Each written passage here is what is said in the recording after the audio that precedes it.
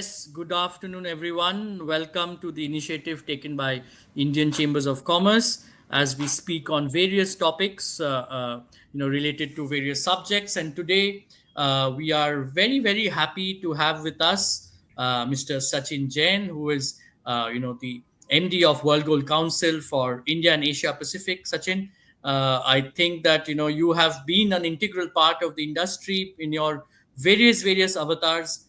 You have always been one of the, I would say, the main leader to take diamond, up front, spreading it all over the country. And now it's been quite some time that you are with a responsibility to take care of gold and ensure that in these volatile markets, much like it was always been that the Indian consumers, the Indian investors, India as a whole has always been in love with gold, and now you are the person who will they be loving as the gold prices keep moving up. So, Sachin, we can see the last 1.5 years have been extremely volatile, and the prices have moved up to a large extent, if I can say and analyze in the last 1.5 years. It has moved up by more than 35 to 40% in Indian rupees, and in terms of foreign dollars, if I look at troy ounce levels, it was at 25 2600, and today it had touched 3500, so almost 40 to 50% here itself.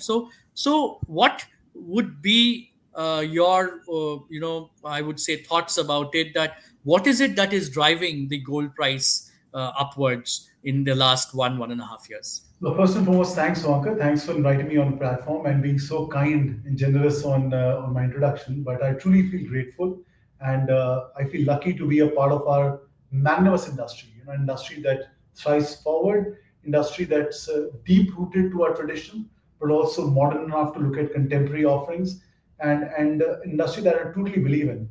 Be it diamonds, be it gold, but I truly believe that our industry and people associated with our industry are not just great businessmen, but are also, I think, are lucky people to touch and feel this great gift of Mother Nature, which means something in somebody's life, means something financially, emotionally, and so on and so forth.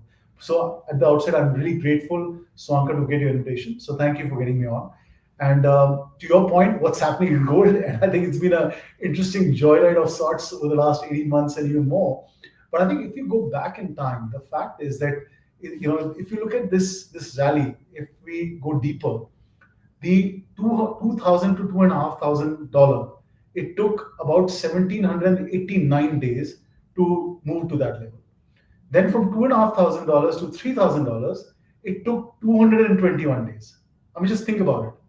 And then $3,000 to $3,500, it took just fractionally of that time. Of course, it's down and up. So the fact is that there are few fundamentals. I mean, the fact is that what's happening in the world, and the elements about geopolitics, the elements about gold as a hedge, the elements around the liquidity that gold offers, the element around the strength of a nation or a country held by gold and gold reserves. I think all these fundamentals and the pillars on which gold pricing, gold demand, and supply is laid out are very strong in favor of gold.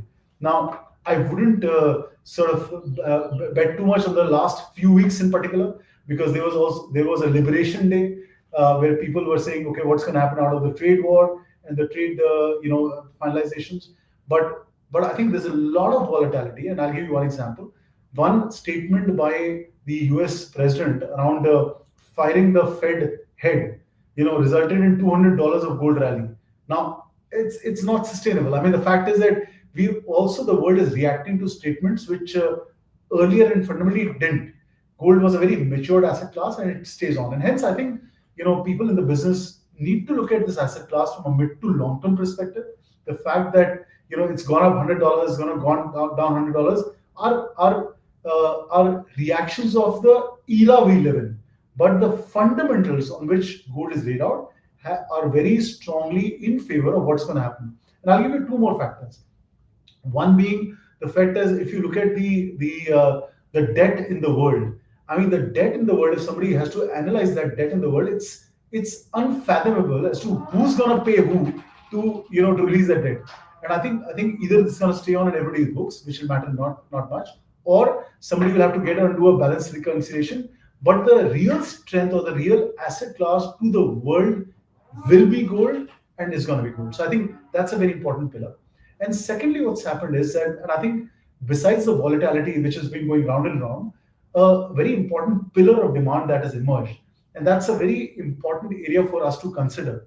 Over the last 9 or 10 years, our teams have been working with the governments of various countries. In India, we've been talking to the government over the last 8 months in particular, but in the Chinese side of it, the China government, historically, and actually not just China government, the governments at large did not allow the insurance companies and the pension funds to invest in commodities and gold.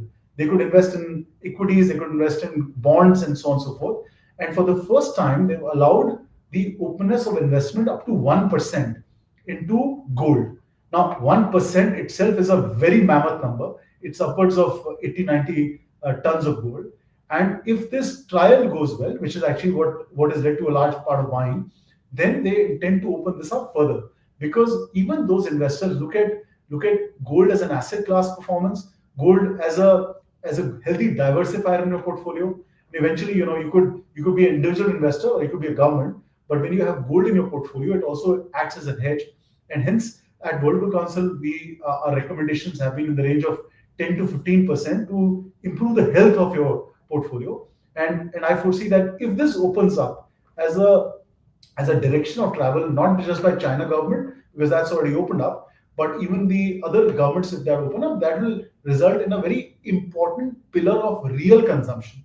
No volatility, real consumption that will emerge. So I think looking at these fundamentals, long-term view of gold is strong, and it has played on. And I think people joke with us, and we all know, and you and I have been on the floor so many times. I think the smartest investor in the world has been the housewife of India, who kept buying gold and kept increasing the value of their family. So, from a legacy point of view, to what gold was, to a futuristic point of view, what gold offers are quite intact. And I think there will be ups and downs, there will be things, but I think from a long-term perspective, gold tends to be a very important asset that should be there in a family, should be there for adornment and consumption.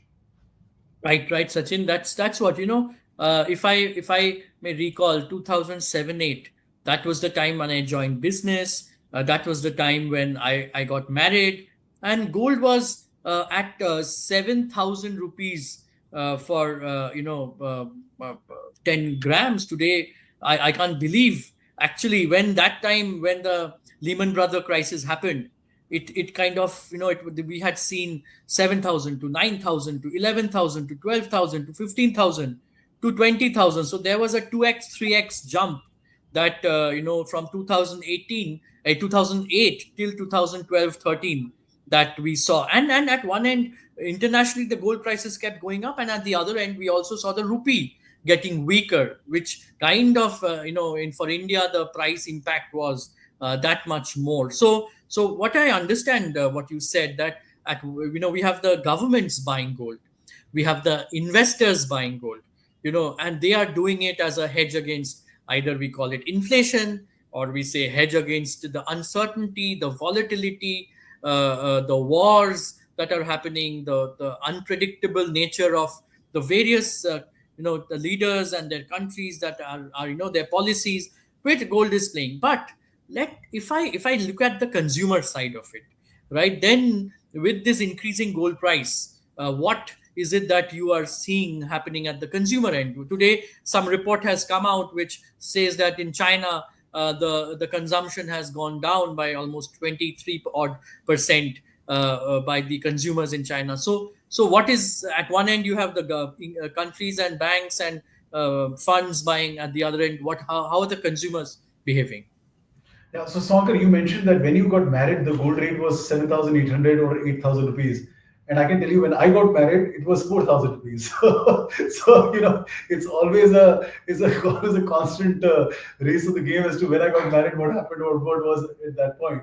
But yeah, I can tell you, at that point in time, the amount of gold that was bought, and our modern buys and modern friends that time you say, why are you buying gold? I'm sure whatever was given by our very educated and well-informed parents, I think only holds the greatest asset that we have, right? So that continues for everybody. Now, to your point on what's happening in consumption, yes, it's been a very tough time from a perspective that, and it's purely to do with psychology. Now, I'll give you two sides of it. They might sound a little dichotomy, but it's important for to understand what's going on. On one hand, the obsession on what's happening in gold is an all-time high. We at World Gold Council have been running a lot of consumer surveys, and right from breakfast tables to television to friends to different economic sectors to different age groups are talking about gold, and the interest is very high. The other side of it is that the Indian consumer, every time the price of gold goes up, there's a bit of wait and watch that I should be the guy getting the last bet. So, I should be the guy where if the prices are stable and they stay long, let's go and buy. Unfortunately or fortunately, we are in a situation where prices have been not stopping. I mean, it's just been going only one direction, then a bit of down. And I think the the word only is stability. And once that we see at a certain price point based on whatever market dynamics, which is not volatility, but pure market dynamics of demand, supply, and realism, which should be around the corner, that is when we believe Indian consumer will surge in buying gold jewelry. Now, what are the fundamentals that are changing? Look at a few years back, time when you were married, getting married, I was getting married, which was even before or in between. The regular consumption that we've seen in India has been around 800 tons, give or take, up or down. Jewelry demand has been about 550 to 600 tons, plus recycling of about 200 tons or so, 200, 300 tons.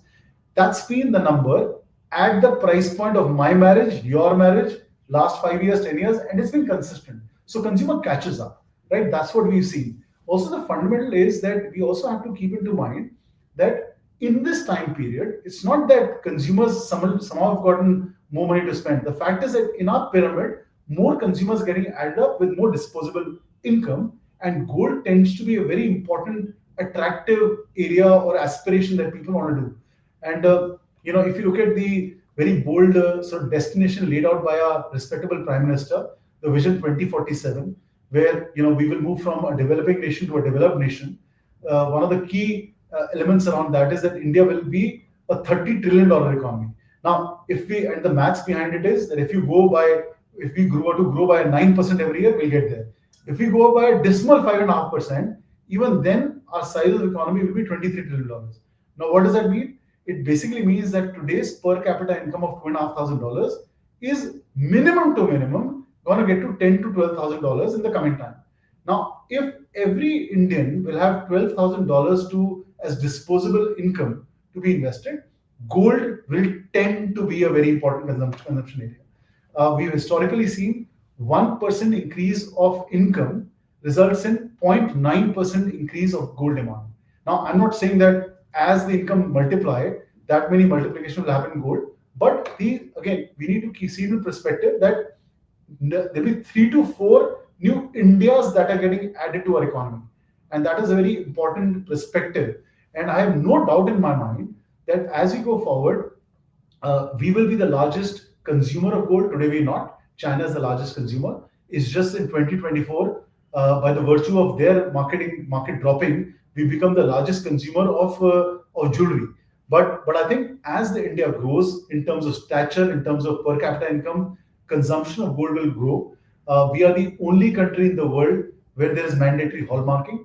And you see, when steps like that, the fundamental steps like that got taken 4 or 5 years ago, will see a result now.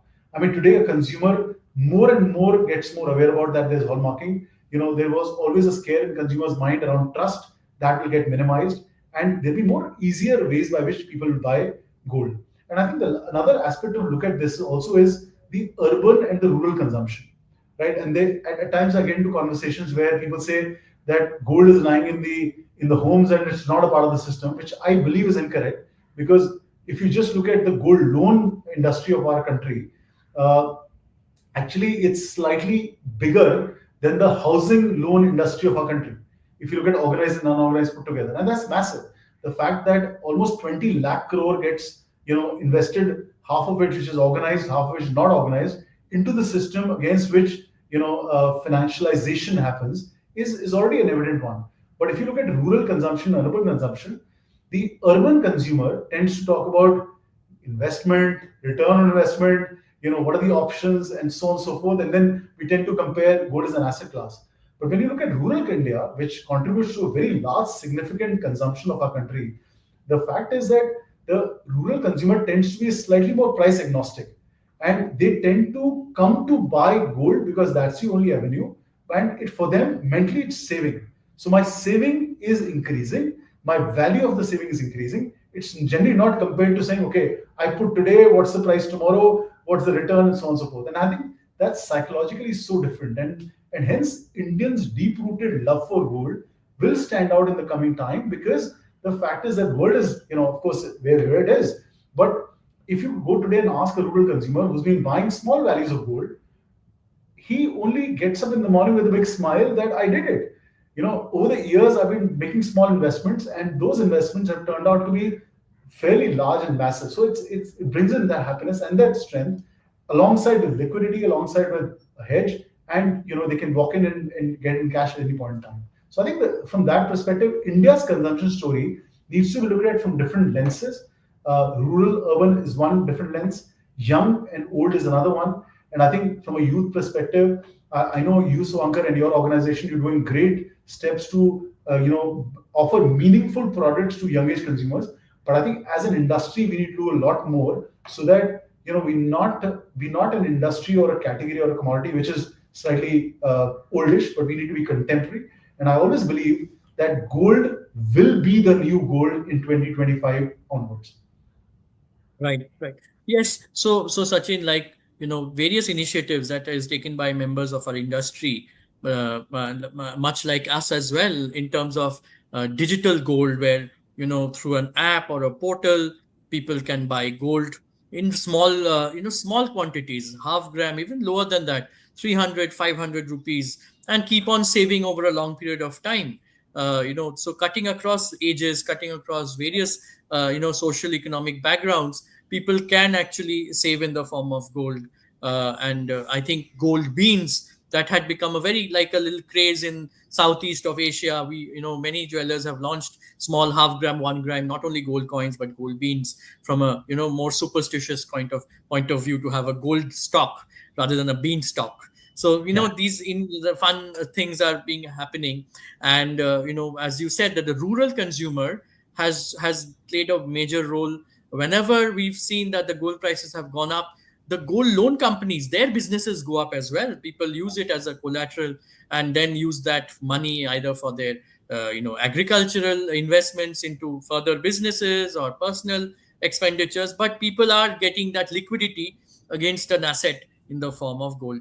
While we will also continue to see questions that are coming in the chat box, where one gentleman, Mr. Rajeshri Ghosh, has written that gold prices have moved up 34% in the last 1 year. But if we look at a longer term of 17, 18 years, it's in a very matured and a very staggered term of 13.6%, which looks quite reasonable and normal if you really look at it. And there's a question that he's saying, is that, is this fast rate of growth that we've seen in the last 2 years, is it a bubble? Is there consumer demand that is driving up the prices, or central bank purchases of different countries? But Mr. Ghosh, just to add to what Sachin had said in the first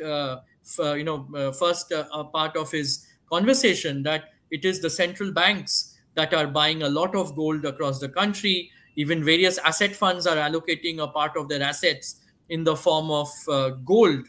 And the consumers are there, but the consumer demand might have taken a hit for the short term when the prices move up so much. But it is more from a central bank purchases that is driving the prices up. So Sachin, we've spoken of the overall scenario. We've spoken of the consumers. Now let's talk about the supply. Like, where is it? Because economics is all about demand and supply.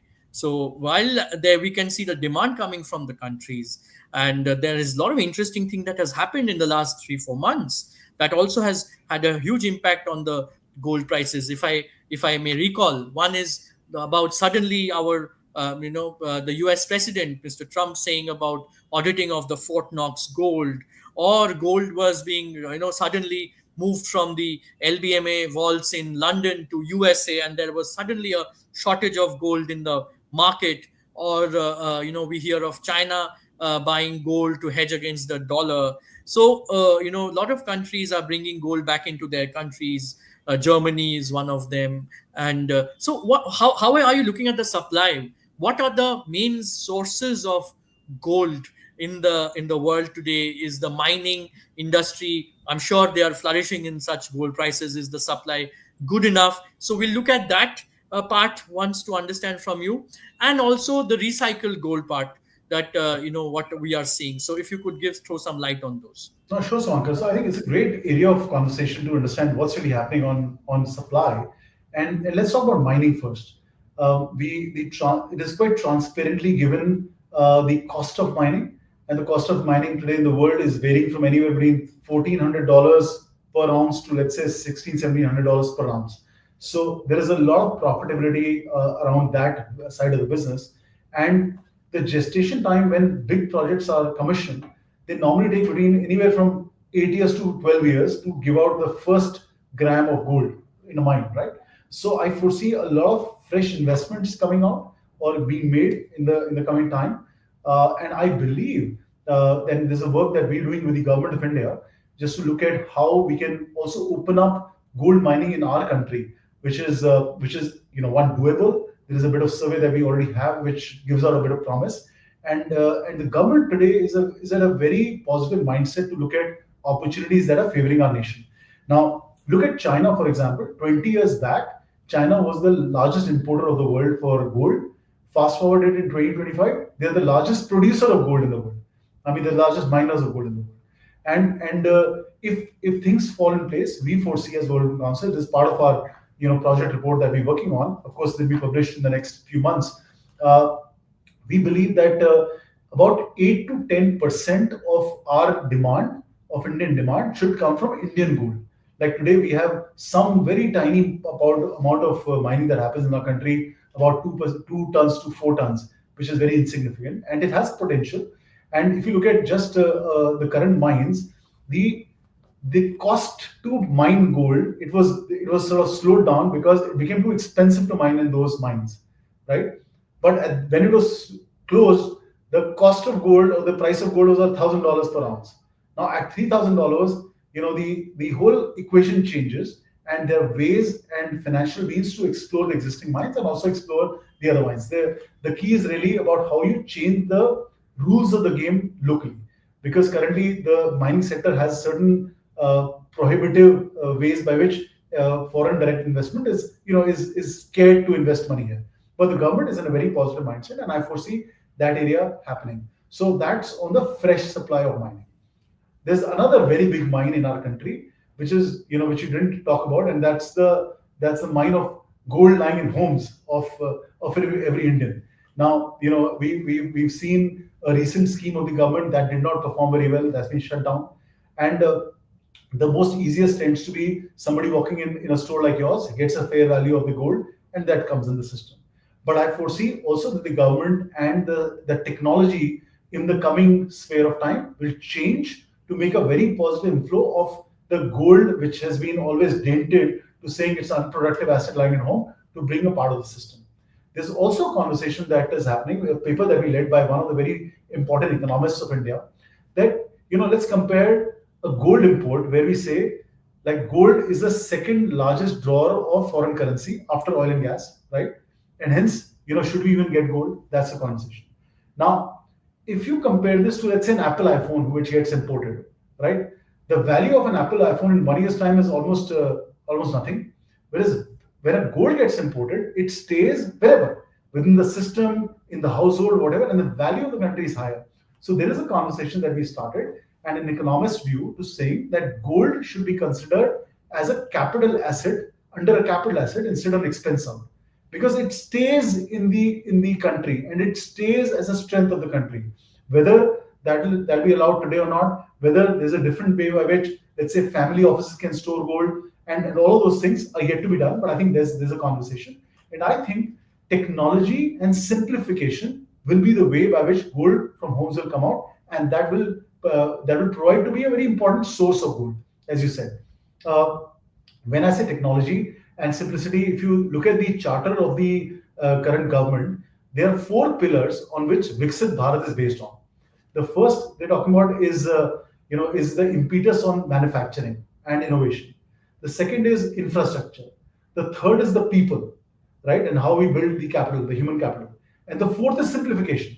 The fact how you just simplify things from a law point of view, from a governance point of view, from that ways. And I think GMS, the gold monetization scheme, was slightly more complicated, and I think there will be simplification on that. There will be technology that will play. Today, the typical GMS required somebody to take the gold to a bank. The bank would send you to a refinery. The refinery would give you value after a few days. And for something that's so dear to you as a family, or let's say your mother's jewelry, it's not very comfortable for a consumer to do that. Whereas I think today there are technological solutions which certain countries are trying, where you will get the value of your gold in a matter of minutes, and that can be, if the system is correct, the financialization can happen. And I think this, according to me, will be the second important supply of gold into the country, and will be put into productive use. You mentioned about digital gold as an important area that organizations like yours have tried. I think digital gold is a fabulous solution of one, consumption, and supply in together. Which means that if I just want to invest in gold, it sits in my computer, on my hand phone, and can that gold be used to productive use, for example, to usage of physical gold in your stores and stuff like that. So I think right now there's a lot of work happening on the regulation of digital gold, so that it's black and white, and a consumer on the street doesn't get sort of fooled or cheated. So it's a governance framework, and I know that we've been involved in conversations where government is working towards bringing some regulation around it. So that's the second or third part. And the fourth part is that when I say gold being the new gold, what I really mean by that is that today gold, if you ask an investor or a typical financial investor who has an opportunity, if you give him, let's say, $100,000, and we ask him to invest that to give some returns, and because that's his job, right? When he looks at commodities, when he looks at stocks or equities and bonds, and then he looks at gold, gold tends to be the most opaque, the most difficult, and unless you're told to invest in it, you perhaps resist. That's the character of gold. And the work we're doing at World Gold Council is to fight that character of gold and bring in what we call transparency and confidence in the product. And how are we doing that? We have a project called Gold 247 that you see coming into the country very strongly. We're doing some pilots right now with most of the bigger banks in London right now. We presented this to the RBI, and RBI was very willing to get onto the pilot. And just think about it, that all the gold in the world gets melted and put together in one block, okay? And then everybody gets a tokenization of that, which is physically backed, and then you can trade it. So it's a digital form of source transparency. And what an investor will get is three things. First, it will get authenticity. So when you see this is my gold that I'm trading, or I can supply, or can be a form of supply, you are sure that it is authentic. It is what it says it is. It is from the right sources. So there's no damage in how it's supplied, where it's coming from, and it is what it's saying it is. Firstly. Secondly, it's accessible. Today, the gold markets only operate in a certain hours. The market in China operates different hours. London operates different hours. India operates different hours. So it needs to be 24/7 accessible like any other asset class. So that's the second thing that will happen. And third, it'll be fungible, where it'll be easier to move from A organization to B, A country to B, and so on and so forth. So that network will offer a very important supply side thing on the whole gold world. And hence I think that while we moving to the new phase of gold just as a value is going up, but I think also this new phase will offer very high level of confidence to not just the consumer, but the financial investor, and to greater organizations like even yours, where you want to offer the right product, rightly sourced, in transparency to the consumer. So all these things are coming up, and I think in the next few months or years, you will see gold as a brand new, confident asset compared to what it is today and in the past. Right, Sachin. No, no, I think you're right. So what at one end, the mining supplies continues to remain strong, and I think, the way the demand is going up, be it Latin American countries, African countries, Australia, Canada, Russia, China. There was a good news that there is gold in India, not just in the Karnataka zone, but somewhere in Orissa also. Now it is all in the future, but I'm sure that the supplies of from Mother Earth will continue to happen, and along with that, as you rightly said, that the recycled gold, which is the green gold, as we may say, that where we are utilizing the gold on which is outside the earth in our households, and we are recycling it. And I must tell you, Sachin, we have seen in the last 3 years, the old gold exchange in the total business was about 20-25%, which is now gone up to close to 40%. South Wow. India has always been in 30-35%, and now they are close to 45-50%. So consumers, love for gold continues to remain, upgrading their jewelry that they have in new jewelry by adding a little bit of extra money that they have to upgrade their quantity of gold that is there in the household. So that process is happening. But if you look at the questions, we have two questions on the aside. One, Mr. Chattopadhyay has said that the middle class, that they're purchasing gold often feels like an unattainable dream. So, what is the best way to buy in these times? And Mr. Amit Palchaudhary has said that, because gold has become a priced commodity, do you feel that the government incentives for investment in gold, in whichever manner, tax benefits or any structure, will ensure that the savings happen in a structured purchase by the middle class, and also that the country continues to hold on to the input of the supply of gold, and we should not look at importing gold into the country as a bane, but as a boon, right? So I think, from these questions, if you have some answers to I think the it, first that one is that the first one consumer is very is clear. loving gold, is they want to buy gold, the want to buy continues to remain as the prices keep moving up. It doesn't hinder. It is just to make it affordable, make it easy. And how, what would be your answer? I think first and foremost, I would say go back to Suvankar when you opened up this conversation was what was the price of gold before to what it is now. So for any investor, I think while it's getting dearer, the fact is the beauty about gold is that and in fact to your audience, I'll say that Suvankar, when you mentioned about digital gold, you fractionalize gold at a level where to whatever level you want to invest, you can invest. Like look at, I mean, anybody has 100 rupees, you can invest into gold ETF, sorry, a gold digital gold at your organization. And I think you've solved the most basic point that do I have an entry barrier? There is no entry barrier. So to your first question, my thing would be if gold was, let's say, devaluing every year, and if let's say it would have been 20,000 down or 50% down, we would have a very different conversation. Today, why is the interest? Because an asset class is going up, right? And I think the question, the way you have to look at it is that any good investment, and all of us, in our ways say, I should have invested in that property, I missed it. I should have bought this stock at this price, I missed it. And the point is, the beauty about gold is that it offers you an entry at any point in time, it offers you exit at any point in time. And I think when you look at a long term view, then gold is even today a great solid investment for the future.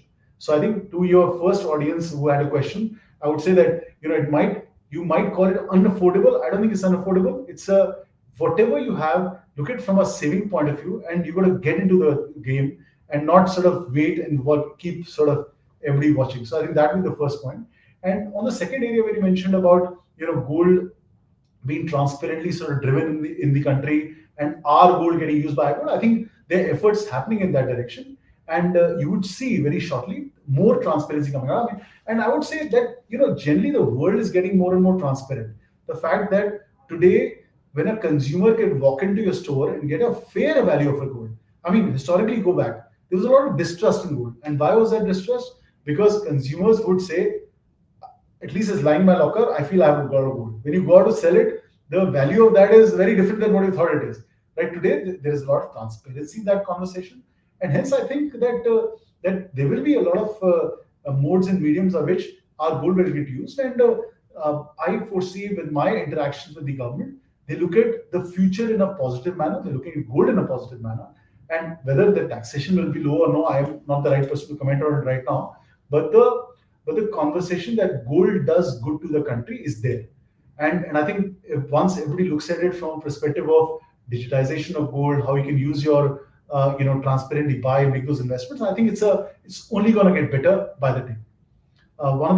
One of the initiatives that we've done at World Gold Council is to introduce the first self-regulatory organization in the gold value chain, which right now the audits are happening, and the intent is that there's a code of conduct in which the industry operates, and the intent again would be that we bring or minimize this trust deficit, and the industry operates on certain principles that are non-negotiable, and those all those principles are keeping in view of the interest of the consumer, and that's the reason government also wants us to do.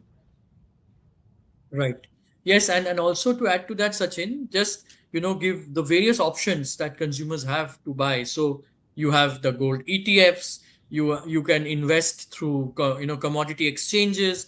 As a buy on the buy side, the digital gold products that people like us or many other such brands and companies are doing. And I would request Sachin that to work with along with the government to make it much more, I would say, transparent, and more rules and regulations along with it, so that the investment of the consumers are safe. Like the way whenever someone buys, we ensure that there is a physical gold backed by it, which is there in a third party vault, insured and secured. So such initiatives, I think, is very critical that the World Gold Council should be taking. Then there is the small coins and bars and physical gold that you continue to buy from online, offline stores, from banks, and then obviously the jewelry aspect of it, that you continue to buy in the form of jewelry, and for your wife, for yourself, and that is something that you can use also, and it doesn't lie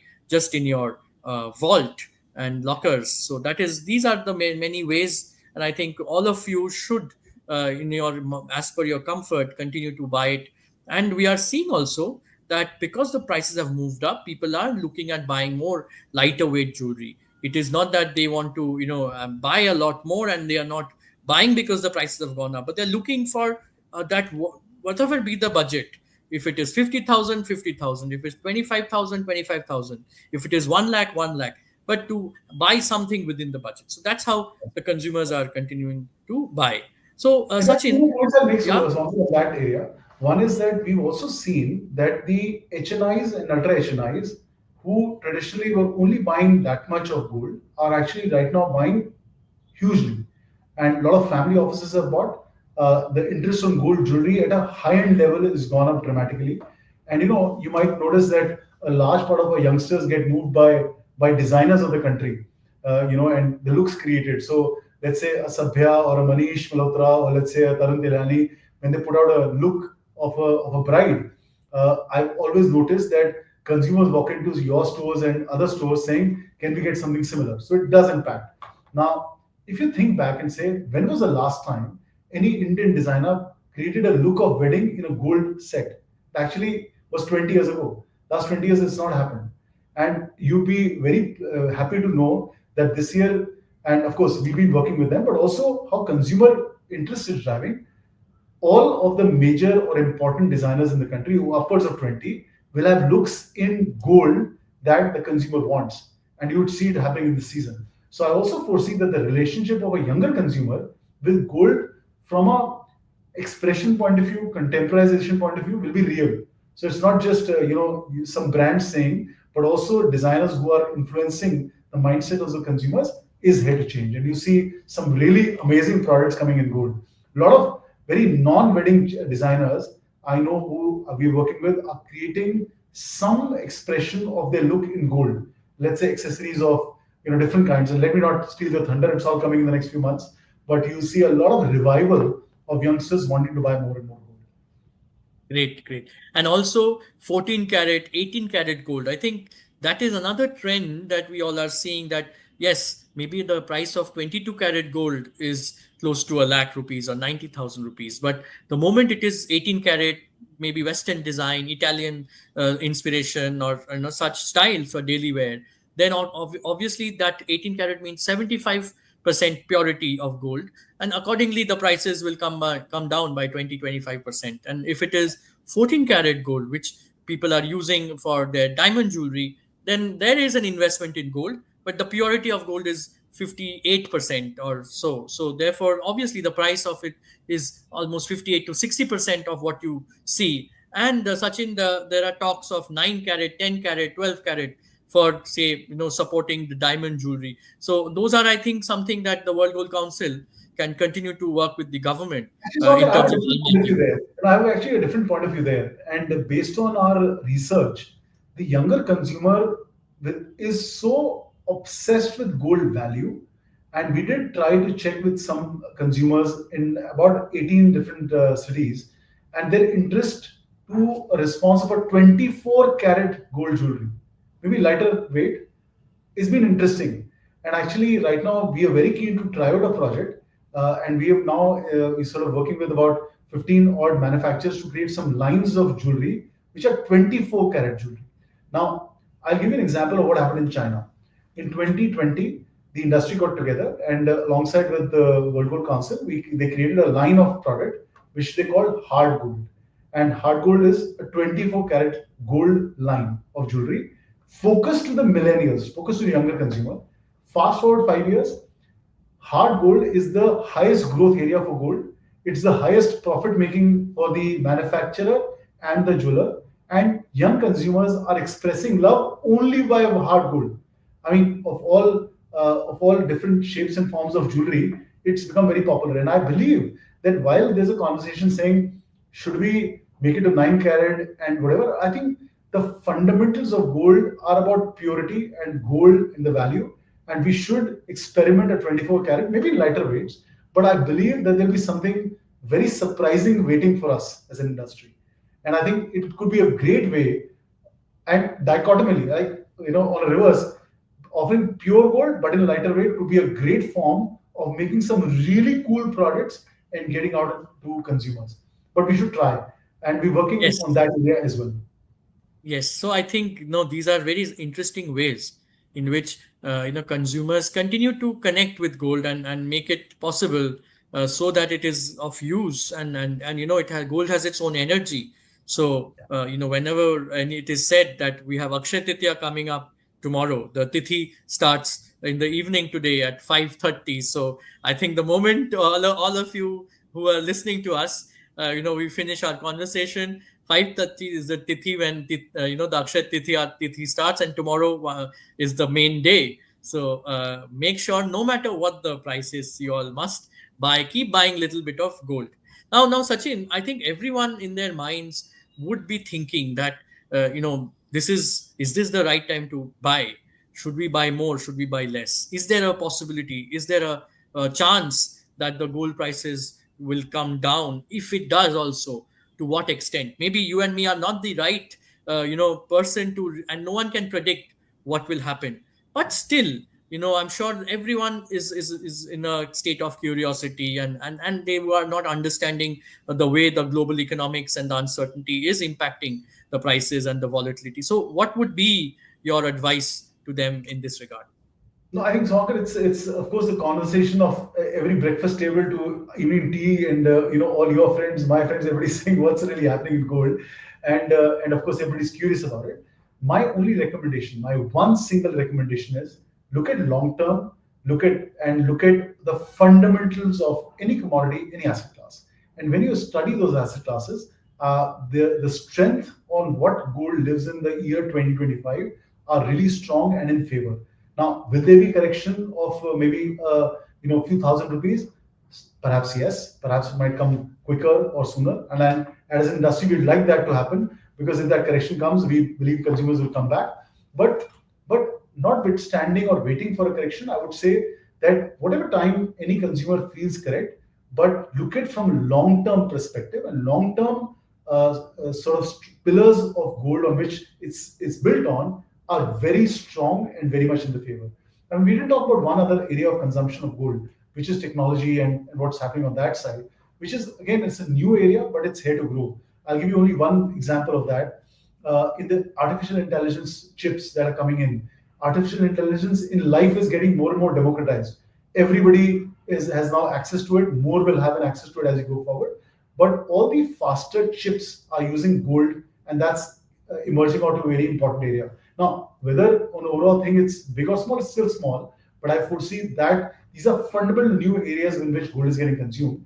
And and again, I won't repeat again, but all the things you talk about, geopolitics, the way it's performing, the way it's hedged, the way governments are going to buy, and also the insurance sector is going to open up. I think long-term view of gold is very, very strong, and hence, I wouldn't say. I mean, if a lot of people look at it from jewelry perspective, jewelry gives joy to people. It's an expression of love, so it's anyways a great form of investment.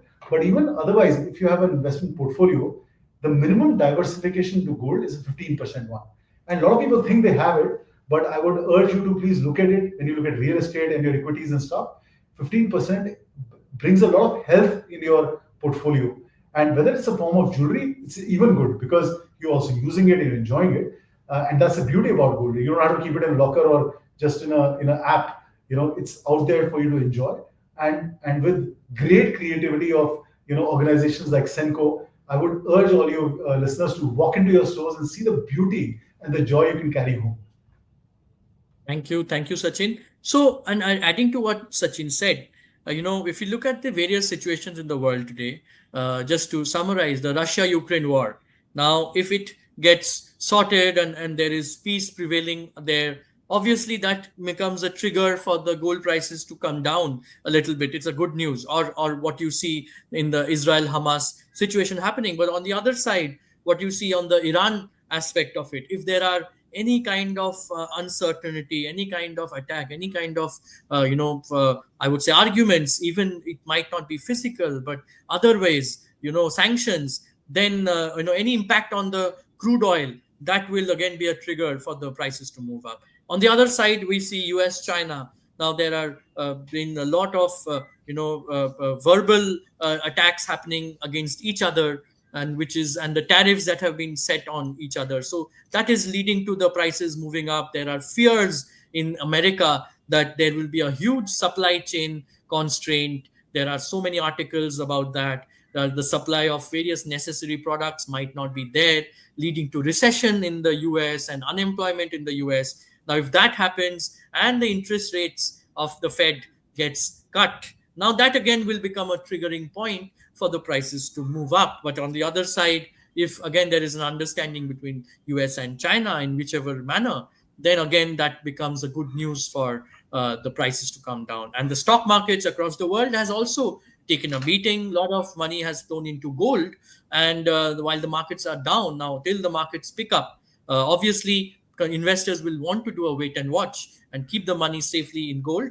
till the overall global scenario kind of stabilizes. And we can see Mr. Singhal saying that what is going to be the impact of India-Pakistan war-like situation? Will that have an impact on gold or any kind of policy on gold? Is something we need to look at. Obviously, the rupee impact is something that one needs to look internationally.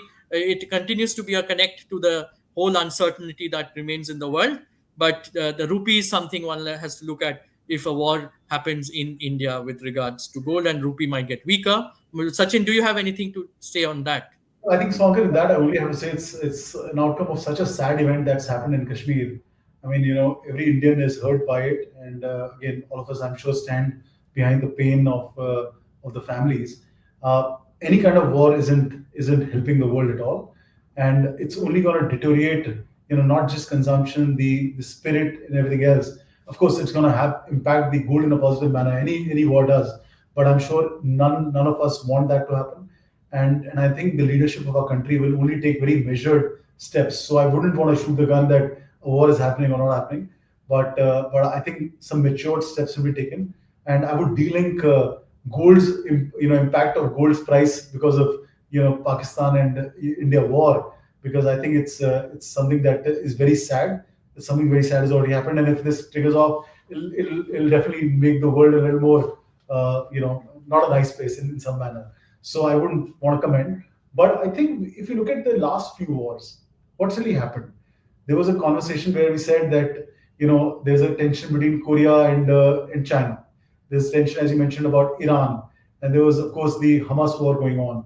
And the fact is that the world moves on. I mean, things impact, they impact for a short period up and down, but the world moves on. I mean, the fact is that now we're sitting on the third year of the Russia and and the Ukraine war happening. The world is happening.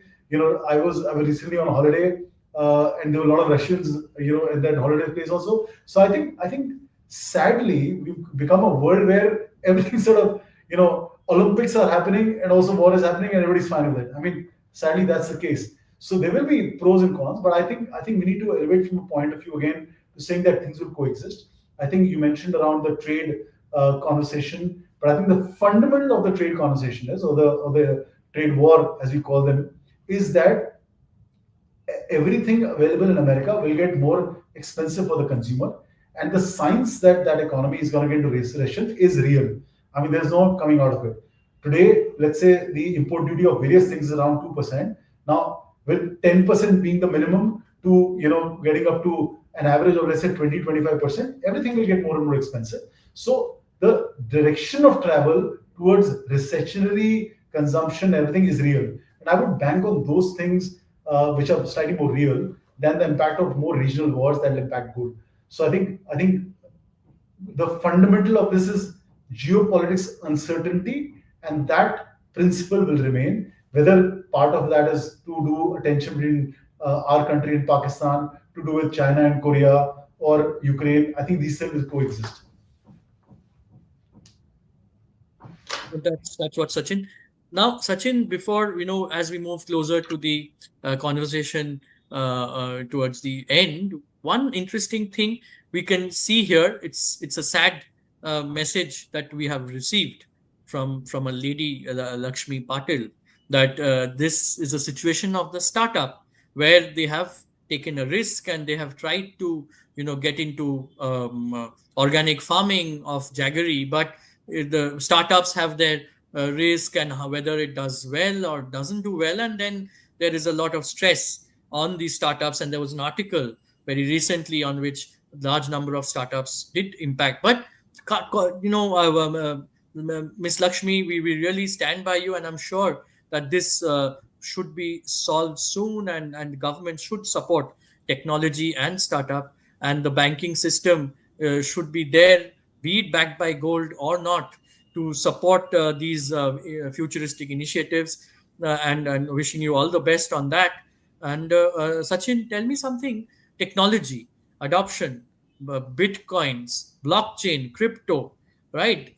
Somehow last few months and 1 to 3 years, I think gold is also being linked to those, whether cryptos are backed by gold or not, or whatever it is. So we spoke of digital gold.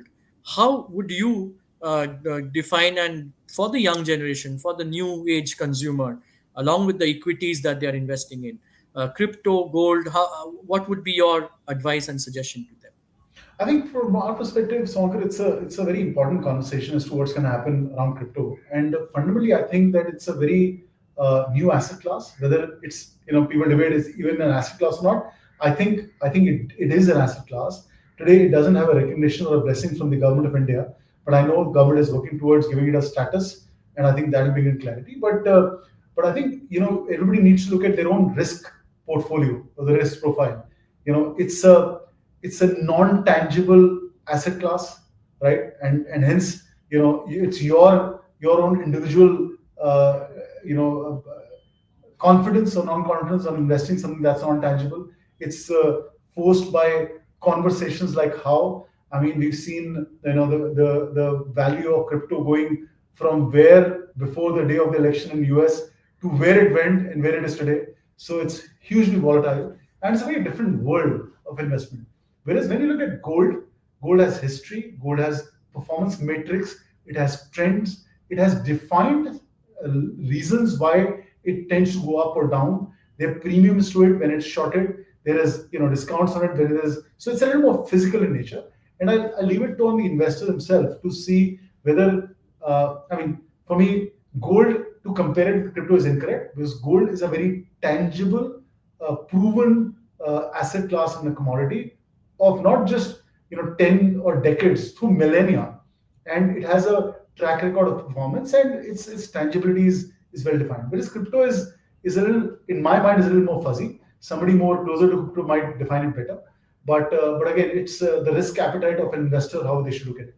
And today, the government of India has not formed a clear regulation around how they recognize crypto in the value system. And hopefully, once comes, it'll be more clear. Right, right. Sachin, as we again come closer to the end of the conversation, let's talk of some futuristic stuff, which is we have lab grown diamonds. Someone in the message spoke of say lab grown diamonds, which is diamonds are mined from the earth, and lab grown diamonds are the same seed that is used to create a diamond in a same atmospheric temperature and atmosphere and create a diamond.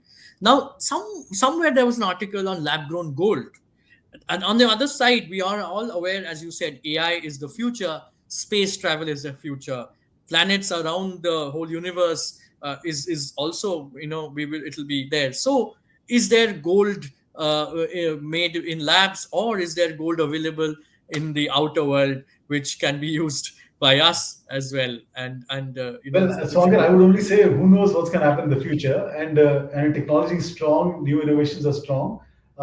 Today, the way molecular way the construct of gold is, it doesn't seem to have a solution. I mean, there are people who've been trying it, and I've been told that the cost to produce it is about 300 times of the gold today or something. Maybe it changes, but I think the what will also change then is the transparency of how and where it's come from, like the identification mechanism and stuff. And I think it'll be like, because so many countries of the world are dependent on gold, and gold holds a very important prospective economic pattern of a country. It might be, and again, I'm just throwing in the air, it might be the way cloning got stalled. I mean, when they created the first animal, I think it was a monkey that they created, which was a cloned monkey, and then all countries got together and banned cloning. Maybe it will come to that. I don't know, but who knows what future will hold in terms of supply or something. But I can tell you, it's certainly not happening around in the near future for sure. Right.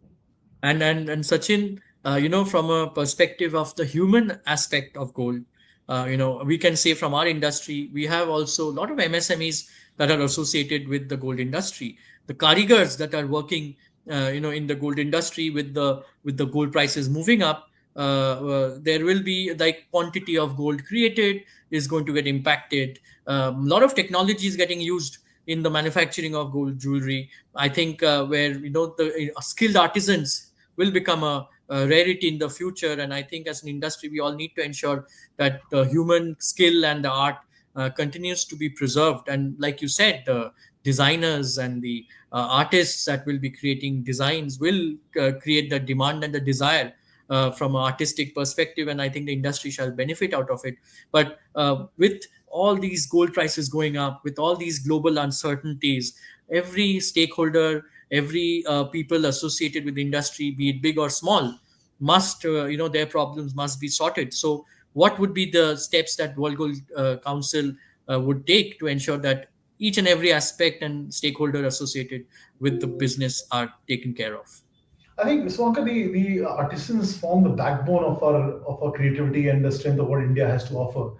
I foresee a few things happening. I think we all need to cut the conversation and do certain things tangible as an industry, and that will happen.